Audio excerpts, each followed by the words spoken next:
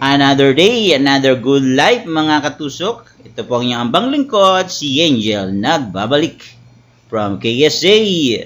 Ngayon po ang tanggap po natin isang clear base na ang request po niya is all baby roses, white. Kaya po syempre nag-isip na po tayo ng magandang estilo or magandang design na ating babanatan. Ngayon po ginawa natin ay naglagay po tayo sa taas ng baby roses at nilagyan po natin dyan ng limonya.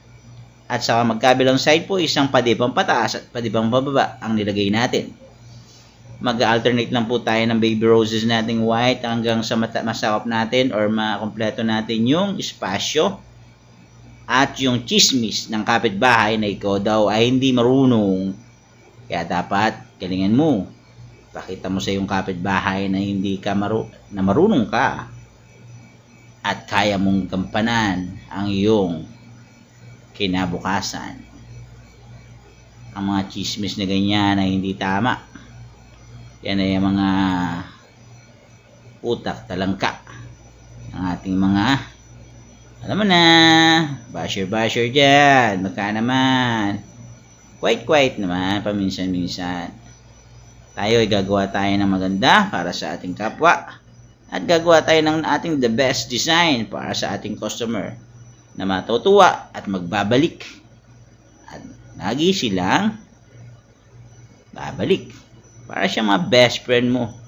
Best friend mo doon. Di po ba? Yung best friend mo na lagi nakasuporta.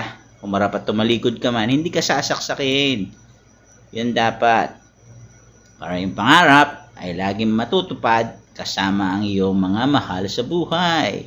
Ayan po, malapit na po natin matapos ang ating baby roses. Malapit na po natin matakpan yung kapitbahay nating chismosa. Ay, ano ba yung nasasabi ko na yan? Skip na lang po.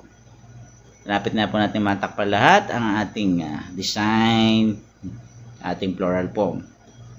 Naglagay din po tayo ng gypsum sa taas, pang design, at gypsum sa may bandang gilid, at syempre gypsophilia pa rin sa baba. Gypsum pa more. Yan po. Yan gypsum ay nakadagdag elegante po sa ating mga design. Kaya kung minsan ang karaniwan sa mga florista ay yan ay gamit natin.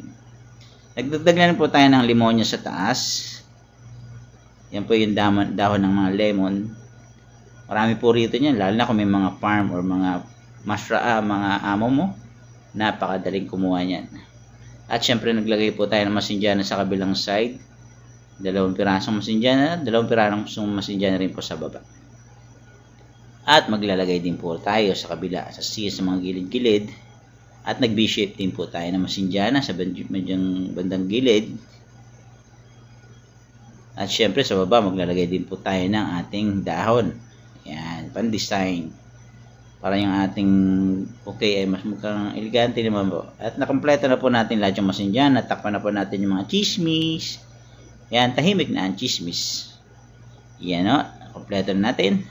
I hope nagustuhan nyo po ang aking simple design ng malilikot na utak ng kung minsan ay kung saan napapadpad. Pero ito po ang inyong kabayan ay napadpad sa Middle East at nagsumikap para sa kanyang kinabukasan at para sa hinaharap.